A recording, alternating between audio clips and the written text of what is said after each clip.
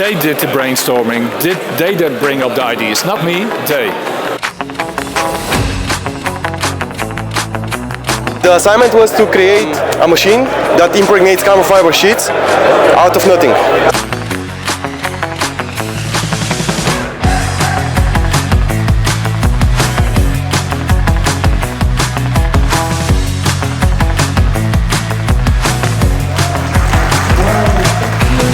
So basically this is what we created.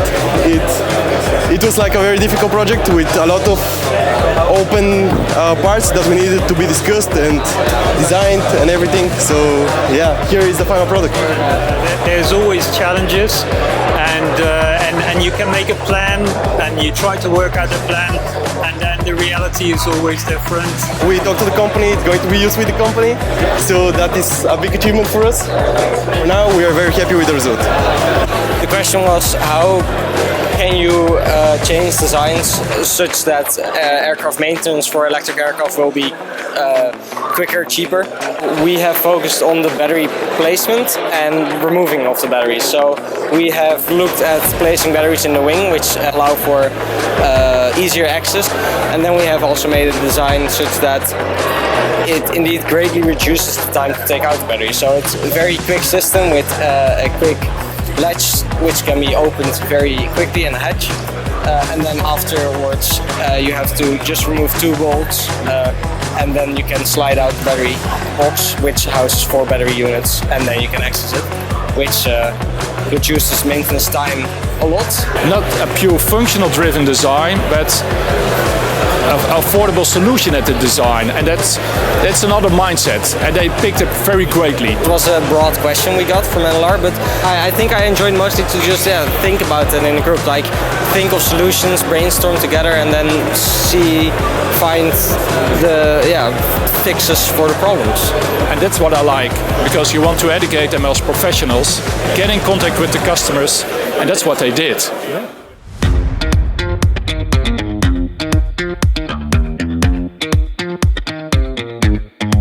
I'm the coach for the 2 groups that have been working with TRPD on a renewable, sustainable seatbelt for aircraft interiors. We asked the question whether bio-based textiles are ready to be launched in the market. A sustainable seatbelt made out of flax, natural materials. With both teams I saw that they were flexible, they were able to get on their feet again. Sometimes they needed a little bit of encouragement, but that's part of the deal. But yeah, that's what I like to see. And sometimes it was really difficult for some of the teams, but then they were really able to recover and to deliver in the end. So that was good. The fabric itself, that was our focus. Our suggestion would be either to try to get yarns with longer fibers, which would reduce this, or slightly thicker yarns in the end. The big problem we now have is there's quite a few satellites orbiting Earth, so we need to try to bring them down faster. And we've been tasked by DEMCON to build an actuation system for their design. I was working a lot on calculations, which was a bit tricky because also some of the calculations required really high level of math. I did, of course, took some help from the company, from DEMCON, making those calculations. Eventually got the expected result. Personally, I love space, so for me this was basically a hobby, and I'm really grateful that I could be part of actually building the boom itself. Yeah.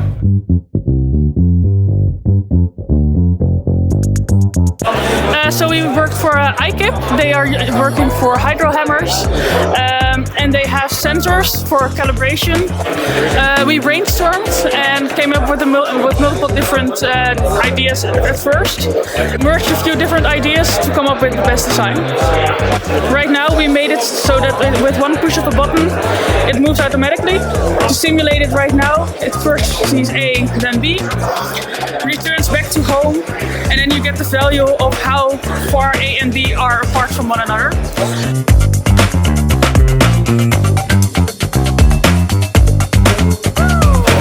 What I like most most of all is not only the technical part, but also the human side, the interaction with the students, and I really enjoy that. What we developed is a cart. It's a storage solution, and at the same time, it's also gives the end effector freedom of movement. Instead of moving the robot head towards the cart and then having to manually adjust it 1 millimeter every time, we move the cart towards the gantry. We can lift up the cart and move it on XY direction to move it into the quick connector, and that way the process is sped up by 60%. So they can do it within 4 minutes now. Times 5 is only 20 minutes. It's always different, and that's what I like about the project. It always depends on the company, the assignment, and we as coaches, we have no idea where this is going to end, but that's part of it, and it's much more like real life, because that is how it is in the industry as well.